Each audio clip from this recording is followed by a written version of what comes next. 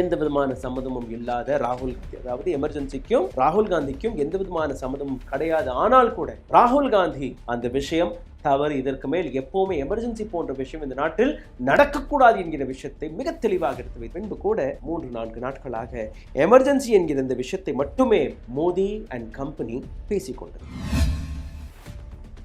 இடி, CBI, income tax போன்ற அமைப்புகளை வைத்து எதிர்க்கட்சிகளை தொடர்ந்து தாக்கி வந்தார்கள். எந்த விதமான கேள்வியும் கிடையாது.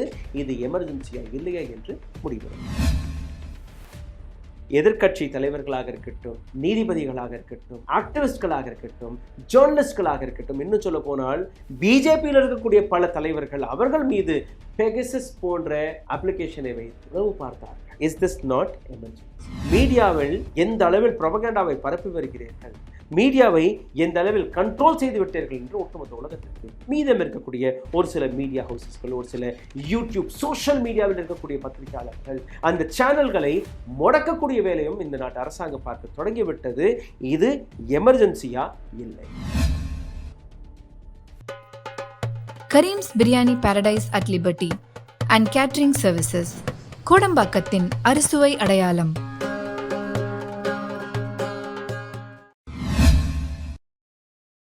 வணக்கம்.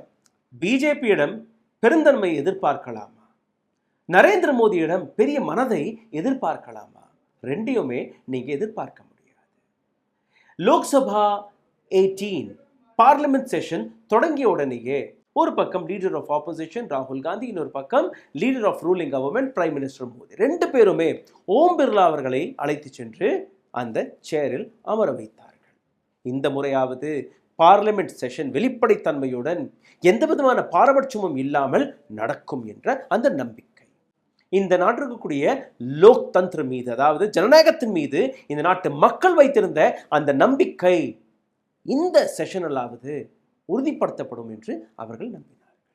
செஷன் துவங்கிய உடனேயே அனைத்து எதிர்க்கட்சி தலைவர்களும் ஒரு பாடத்தையும் கற்பித்தார்கள். அதாவது இந்த முறை எந்த விதமான பாரபட்சமும் இல்லாமல் ஆப்போசிஷனோடைய குரலை நீங்க முடக்க மாட்டீர்கள், அவர்களுக்கு கிடைக்கக்கூடிய அந்த அவகாசத்தை, அவர்களுக்கு கிடைக்கக்கூடிய அந்த பேச்சுரிமையை நீங்க முடக்க மாட்டீர்கள், அவர்களுடைய மைக்கை அமர்த்த மாட்டீர்கள், இது போன்ற பல்வேறு விஷயங்களை அவர்கள் எடுத்து வைத்தார்கள்.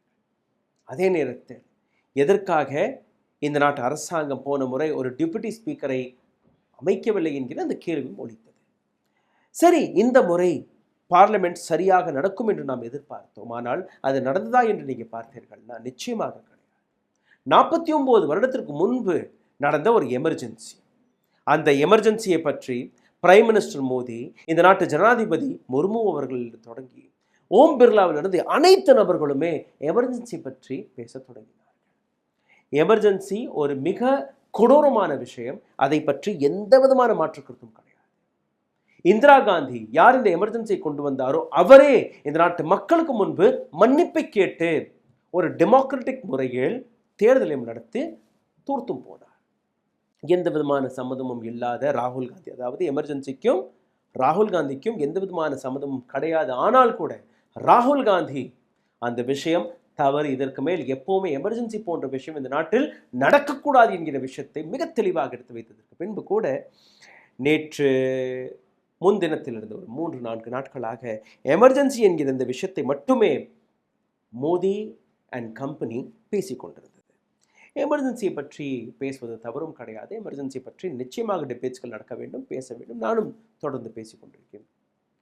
ஏன்னா நீங்கள் எமர்ஜென்சி என்கிற இந்த விஷயத்தை எடுத்து வைத்த அந்த காரணத்தால் ஒரு சில புள்ளிகளை இந்த நாடு அரசாங்கத்திற்கு நான் எடுத்துக்காட்ட ஆசைப்படுகிறேன்.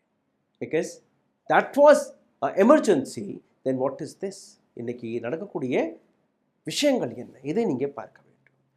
இதே பார்லிமெண்ட்டிலிருந்து ஒரு இஸ்லாமிய எம்பியை முல்லா, கட்டுவா, படுவா, அத்தங்கவாதி, உகர்வாதி போன்ற வார்த்தைகளை வைத்து ஒரு பிஜேபி சார்ந்த எம்பி திட்டும் போது இந்த நாட்டு அரசாங்கம், இந்த சபை அமைதியாக இருந்தது, வேடிக்கை பார்த்தது.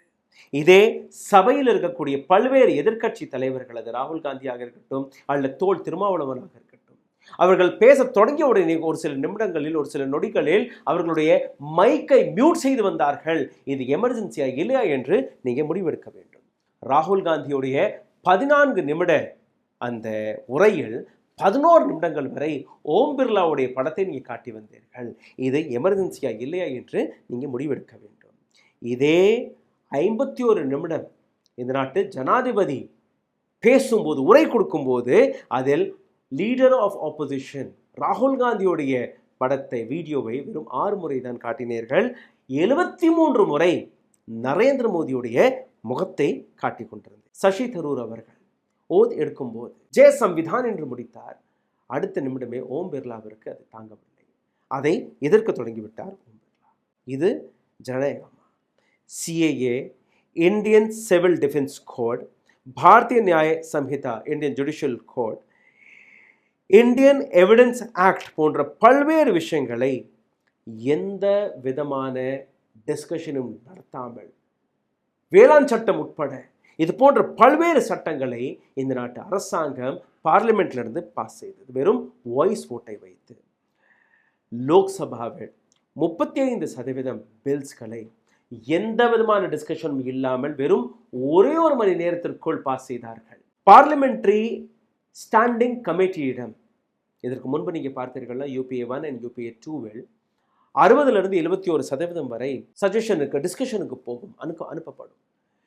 பிரைம் மினிஸ்டர் மோடியுடைய இந்த அரசாங்கத்தில் வெறும் 16% மட்டுமே பார்லிமெண்ட்ரி ஸ்டாண்டிங் கமிட்டியிடம் இந்த பில்ஸ் டிஸ்கஷனுக்காக போனது.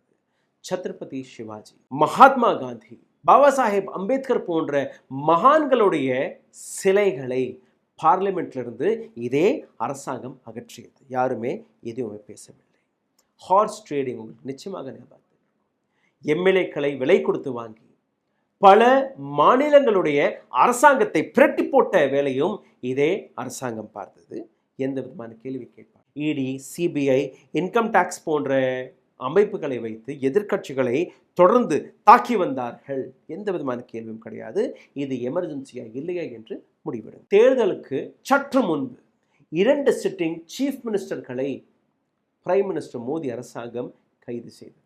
Is this not an emergency? எதிர்க்கட்சி தலைவர்களாக இருக்கட்டும், நீதிபதிகளாக இருக்கட்டும், ஆக்டிவிஸ்ட்களாக இருக்கட்டும், ஜேர்னலிஸ்ட்களாக இருக்கட்டும், இன்னும் சொல்ல போனால் பிஜேபியில் இருக்கக்கூடிய பல தலைவர்கள் அவர்கள் மீது பெகசஸ் போன்ற அப்ளிகேஷனை வைத்து உளவு பார்த்தார்கள். Is this not emergency? Manipur விவகாரம் வரும்போது நேற்று கூட ஜனாதிபதி மணிப்பூரை பற்றி பேசிய போது நார்த் ஈஸ்ட் அமைதியாக இருக்கிறது என்று கூறினார். ஆனால் மணிப்பூர் எந்த விதத்தில் பார்லிமெண்ட்டில் ஒழித்திருக்க வேண்டும், எதையுமே யாருமே பேசவில்லை. சைனா இந்தியாவிற்குள் வந்து, இந்திய எல்லைக்குள் வந்து ஆக்கிரமிப்பு செய்ததற்கு பின்பு கூட பிரைம் மினிஸ்டர் மோடி எந்த விதமான ஆக்கிரமிப்பும் நடக்கவில்லை என்று கூறக்கூடிய அந்த பொய்யை நீங்கள் எப்படி பார்ப்பீர்கள்? லத்தாக் போன்ற அழகான பிரதேசம், அங்கே இருக்கக்கூடிய மக்கள் உண்ணாவிரதத்தில் இருந்த பின் கூட இந்த நாட்டு அரசாங்கம் கேட்கக்கூடவில்லை. இதே டெல்லியில் இந்த நாட்டு விவசாயிகள் போராடி வந்தார்கள் 3 வேளாண் சட்டத்திற்கு எதிராக. 750க்கும் மேற்பட்ட விவசாயிகள் உயிரிழந்தார்கள். ஆனால் அரசாங்கத்திடம் டேட்டா கிடையாது, நாங்கள் பொறுப்பல்ல என்று கூறிவிட்டார்கள். கோவிட் காலகட்டத்தில் எத்தனை பேர் இறந்திருக்கிறார்கள் என்கிற அந்த கணக்கு கூட அரசாங்கத்திடம் இல்லை என்று இதே பார்லிமெண்ட்டில் தான் பேசினார்கள். எந்த விதமான கணக்கும் கிடையாது. எந்த விவசாய போராட்டத்தின் போது உத்தரப்பிரதேசத்தின் ஹோம் மினிஸ்டருடைய மகனே விவசாயிகளை தன்னுடைய ஜீப்பிற்கு கீழே நசுக்கி கொன்றானோ, அந்த விவகாரத்திற்கு பின்பு கூட அந்த நபரை நீங்க நீக்கவில்லை. ஹோம் மினிஸ்டராக அவர் இருந்தார்.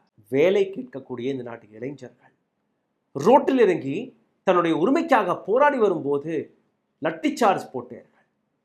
அன்னைக்கும் இந்த பார்லிமெண்ட் அமைதியாக. இந்த மாணவர்கள் தன்னுடைய உரிமைக்காக போராடினாலே போதும் அவர்களை UAPA போன்ற வழக்குகளை போட்டு சிறையில் அடைக்கக்கூடிய வேலையையும் இந்த நாட்டு அரசாங்கம் பார்த்தது. Paper leak நடக்கவில்லையா?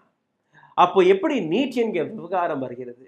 இன்னைக்கு நீங்க பாருங்கள், நீட் என்கிற விஷயத்தை பற்றி பேச தொடங்கிய உடனேயே ராகுல் காந்தியுடைய மைக்கை மியூட் செய்து விட்டார். மீண்டும் ஒரு முறை அந்த சபை கூடும்போது 12 மணிக்கு அந்த சபை கூடிய போது மறுபடியும் நீட் என்கிற விவகாரத்தை பேச தொடங்கிய உடனேயே ஓம் பிர்லா அவர்கள் சபை திங்கட்கிழமை வரை ஒத்திவைக்கப்படுகிறது என்று கூறிவிட்டார். சபை நடக்கவில்லை. 21 வயதான ஒரு கிளைமேட் ஆக்டிவிஸ்ட் அவரை நீங்கள் கைது செய்தீர்கள். இது எமர்ஜென்சியா இல்லையா என்று நீங்கள் பாருங்கள். எங்கள் போன்ற பத்திரிகையாளர்கள் ஒவ்வொரு நாளும் இந்த நாட்டு மக்களுக்காக செய்தியை திரட்டி கொண்டு வரும்போது, இந்த நாட்டு அரசாங்கத்தை பார்த்து கேள்வி கேட்டாலே போதும், எங்கள் போன்ற பத்திரிகையாளர்களை தேச துரோகி என்று கூறி வருகிறீர்கள்.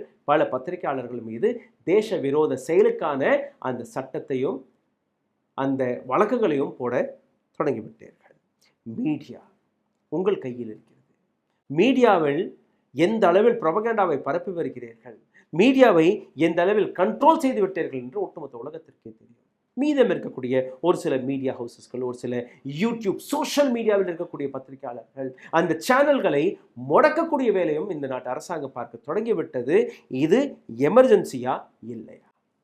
இதே சோஷியல் மீடியா வழியாக ஃபேக் நியூஸ்களை நீங்கள் தான் பரப்ப தொடங்கியிருக்கிறீர்கள். ஃபேக் நியூஸ் ஃபேக்டரி என்று அழைக்கப்படக்கூடிய பிஜேபியின் ஐடி விங், உங்களுக்கு சாதகமாக இல்லாத ட்விட்டர் அக்கவுண்ட்கள், யூடியூப் சேனல்கள், மற்ற இணையதளங்கள், அவர்களை எப்படி முடக்கலாம், எப்படி முடக்கி வரலாம் என்கிற அனைத்து வேலையும் நீங்கள் பார்க்கிறீர்கள். த ரூஸ்டர் நியூஸ் ஒவ்வொரு நாளும் இதே போன்ற கேள்விகளை கேட்டு வருகிறது. எங்களுடைய கான்டென்ட்டில் எந்த விதமான ரிசர்ச் இருக்கிறது என்று உங்கள் அனைவருக்குமே புரியும். இந்த சேனல் லட்சக்கணக்கான வியூஸ்களை பார்த்து வந்த காலம் ஒரு காலகட்டம். 10 ட்ரெண்டிங் நியூஸில் 5 ட்ரெண்டிங் நியூஸ் த ரூஸ்டர் நியூஸோடைய ட்ரெண்டிங் நியூஸாக இருந்தது. லட்சக்கணக்கான வியூஸ்கள் வந்து கொண்டிருந்தது. இன்னைக்கு 1000 2000 வியூஸை தாண்டுவது கூட கடினமாக மாறிவிட்டது. காரணம், ஒரு சில அமைப்புகள் எங்களுக்கு எதிராக நடத்தக்கூடிய அந்த சதி. எங்களுடைய பொருளாதாரத்தை முடக்கலாம், எங்களுடைய டீமை உங்களால் உடைக்க முடியும், ஆனால் எங்களுடைய பேனா நுனையிலிருந்து வரக்கூடிய வார்த்தைகளை, எங்களுடைய கேள்விகளை உங்களால் முடக்க முடியாது.